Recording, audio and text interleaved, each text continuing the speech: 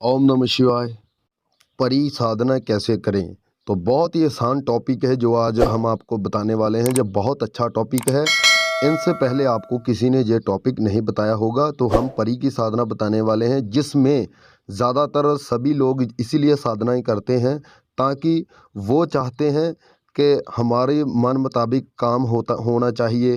ताकि ज़्यादातर तो पैसे की प्रॉब्लम होती है सभी को, कि हम पैसे की प्रॉब्लम लेकर ही आगे बढ़ेंगे और जो पैसे की प्रॉब्लम है आपकी वो ख़त्म हो जाएगी अगर आप ये परिसाधना करेंगे। तो चलिए बताते हैं इस वीडियो को। इस वीडियो में पूरा विस्तार के साथ बताएंगे क्या इस परी का नियम है, क्या विधि विधान है, पूरा विस्तार के साथ बताएंगे। क्या इसमें लगता है, क्या नहीं लगता, क्या सामग्री लगेगी, क्या नहीं लगेगी, पूरा विस्तार के साथ बताएंगे। तो बने रहिए हमारे साथ, आगे बढ़ते हैं। सबसे पहले आपने एक 10 रुपये का नोट लेना है। 10 रुपये का नोट लेंगे। नोट कोई भी हो सकता है, नया हो सकता है, पुराना हो सकता है, लेकिन आपने वही नोट लेना है 10 का जिसके ऊपर 786 लिखा होता है लाइन वाइज। अगर शुरू में लिखा है तो भी कोई बात नहीं, एंड में लिखा है तो भी कोई बात नहीं, अगर बीच में लिखा है तो भी कोई बात नहीं। 786 लिखा होना चाहिए। वो कहीं भी हो सकता है, किसी तरफ भी हो सकता है, किसी नोट पर भी हो सकता है। आपने 10 रुपये का नोट वही लेना है जिसके ऊपर 786 लिखा होना चाहिए। उसके बाद आपने थोड़ा सा इत्र लेना है, ठीक है, और साथ में आपने एक रुद्राक्ष की माला लेनी है। साथ में आपने धूप और अगरबत्ती लेनी है, और साथ में आपने दीपक भी लेना है, और वो 10 रुपये का नोट लेना है। जब आपने ये सभी सामग्री एकत्रित कर ली, उसके बाद आपने क्या करना है कि सबसे पहले आपने जो रुद्राक्ष की माला है वो आपकी सिद्ध होनी चाहिए। अगर आपकी नहीं माला सिद्ध तो आप हमारी पहली वीडियो जाकर देख सकते हैं। उसमें हमने माला के बारे में बताया है कि कैसे इनको शुद्ध करें, कैसे सिद्ध करें। तो उस वीडियो को जाकर देख लेना। जैसे हमने बताया है वैसे ही आपने उस माला को सिद्ध कर लेना है। अगर आप नहीं लेकर आते हैं माला तो ही आपने ऐसे करना है। अगर आप पहले भी मंत्र जाप करते रहें उस माला के साथ, वो माला पहले ही सिद्ध हो चुकी होगी। और सिद्ध माला जो होती है उसके ज़रिए बहुत जल्दी, बहुत ही ज़्यादा जल्दी आपको बेनिफिट देखने को मिलता है। इसीलिए सभी साधनाओं में जितने भी साधक हैं यही कहते हैं, जो भी विधि विधान बताते हैं वो आपको यही कहते हैं कि माला आपने सिद्ध लेनी है। अब आपने एक जगह सेलेक्ट करनी है जहाँ पर बैठकर आपने साधना करनी है, ठीक है। एक जगह सेलेक्ट करेंगे, जगह आपने वही घर से बाहर करनी है, साधना घर में नहीं करेंगे। घर में जब हम साधना करते हैं तो हमारे घर परिवार के जो होते हैं वो उनकी जो आवाज़ें होती हैं वो हमारे कानों में पड़ती रहती है। तो इसीलिए हमको घर में साधना जो करते हैं जल्दी सिद्ध नहीं होती। वो इसीलिए नहीं होती ताकि जो हमारे घर परिवार के मेंबर होते हैं उनकी आवाज़ के ज़रिए हम जो साधक होता है उसको डिस्टर्बिंग होती है। जब साधना में डिस्टर्ब होता है साधक तो वो कभी भी सिद्ध नहीं होती। इसीलिए इस साधना को आपने घर से बाहर करना है। नदी किनारे कर सकते हैं, जंगल में कर सकते हैं, खेत खलिहान में कर सकते हैं, नदी किनारे कर सकते हैं, और कुएं के पास कर सकते हैं। कुआं नया होना चाहिए, पुराना होना चाहिए, किसी भी कुएं के पास आप साधना कर सकते हैं। जो जगह हमने आपको बताई है, इन एक एक जगह आपने सेलेक्ट करनी है जो हमने आपको बताई है। इन जगह से एक जगह सेलेक्ट करेंगे। जब आपने उस जगह को सिलेक्ट कर लिया, वहाँ पर आपने अगर गंदगी है तो आपने साफ़ सफाई कर देना है। थोड़ा सा इत्र का छिड़काव करेंगे, साथ में थोड़ा सा धूप अगरबत्ती लगा देंगे ताकि वहाँ पर जो स्मेल है वो अच्छी आनी चाहिए। ये भी हमारी साधना 11 दिन की होने वाली है। अब बताते हैं कि करना कैसे है। सबसे पहले जो भी आपका देवी देवता है, जिस भी देवी देवता को मानते हैं, सबसे पहले उस देवी देवता से अपने आज्ञा और अनुमति लेनी है। जब आज्ञा अनुमति ले ली, अगर आपका गुरु है तो उनसे भी आज्ञा ले लीजिए। अगर आपका गुरु नहीं है तो शिव शंकर जी को गुरु मानकर आप उनसे भी आज्ञा अनुमति ले सकते हैं। जब आपने आज्ञा अनुमति ले ली तो आपने क्या करना है, इस साधना में भी आपने बैठना नहीं है, खड़े होकर ही साधना कर सकते हैं। एक माला प्रतिदिन आपने मंत्र जाप करना है, वो खड़े होकर ही कर सकते हैं, बैठने की ज़रूरत नहीं है।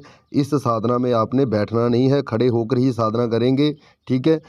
नंगे पैरी करेंगे, पैरों में चप्पल नहीं होनी चाहिए। इस साधना को आपने कपड़े उतार के करना है, यानी कि आपका जो आपके बॉडी के ऊपर कपड़ा नहीं होना चाहिए। नीचे आप कुछ भी डाल सकते हैं, ठीक है, नीचे कुछ भी डाल सकते हैं। जो कपड़ा आपने पहले दिन डाला है साधना में, वही कपड़ा प्रतिदिन 11 दिन तक आपने वही डालना है। तो वही रखेंगे, नए कपड़े डालकर रोज रोज बदल कर साधना नहीं करेंगे। अब मंत्र बता देते हैं कि मंत्र कौन सा है। परिसाधना प्रत्यक्षीकरण अगच्छा गच्छ, परिसाधना प्रत्यक्षीकरण अगच्छा गच्छ, परिसाधना प्रत्यक्षीकरण अगच्छा गच्छ। ऐसे आपने मंत्र जाप करना है और 108 बार आपने इस मंत्र को जाप करना है। जब आपने मंत्र जाप कर लिया, ठीक है, तो उस टाइम आपने माला को कहीं भी नहीं रखना, अपने गले में धारण करेंगे। 20-25 मिनट तक अपने गले में धारण रखेंगे माला को। उसके बाद जहाँ पर भी आपने माला को रखना है उतार कर रख सकते हैं। जब आपका आखिरी दिन होगा, एक बात मैं आपको पहले बता दूं, जब आप साधना स्टार्ट करेंगे तो 5 दिन तक आपको कोई अनुभव नहीं होगा। उसके बाद धीरे धीरे आपको अनुभव होना स्टार्ट हो जाएगा। जब आपको अनुभव होता है तो इसका मतलब यही होता है कि आपकी साधना सही जा रही है।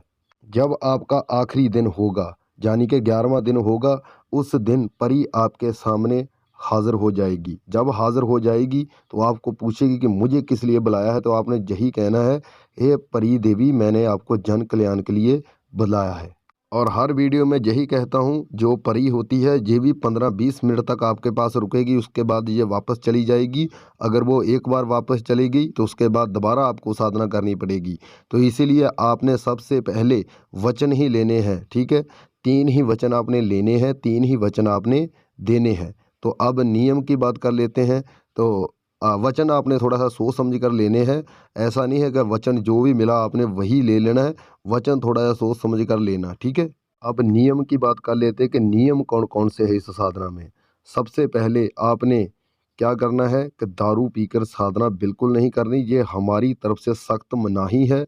इस अमल को आपने बहुत ध्यान से करना है और आपने जब भी मंत्र जाप करना है तो मंत्र जाप आपने जल्दबाजी में नहीं करना, प्यार से करेंगे, धीरे से करेंगे, मज़े-मज़े करेंगे मंत्र जाप।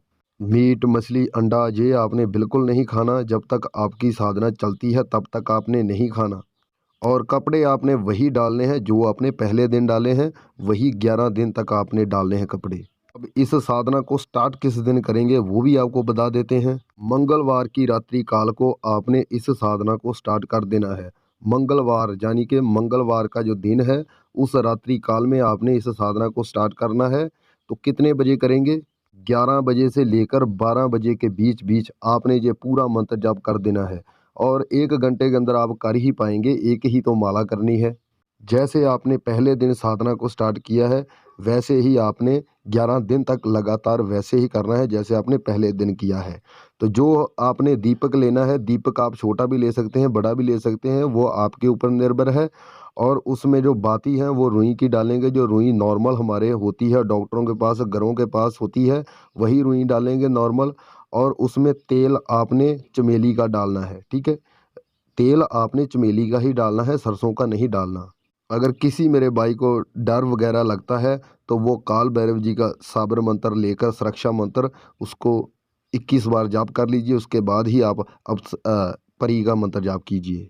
अगर किसी मेरे भाई को किसी बात का नहीं पता चला तो वो हमें कमेंट सेक्शन में मैसेज करके पूछ सकता है। तो लाइक, शेयर, सब्सक्राइब करना मत भूलिए, बाद में आप भूल जाते हो तो प्लीज़ अभी कीजिए। अब हमें इजाज़त दीजिए। ओम नमः शिवाय, वंदे मातरम।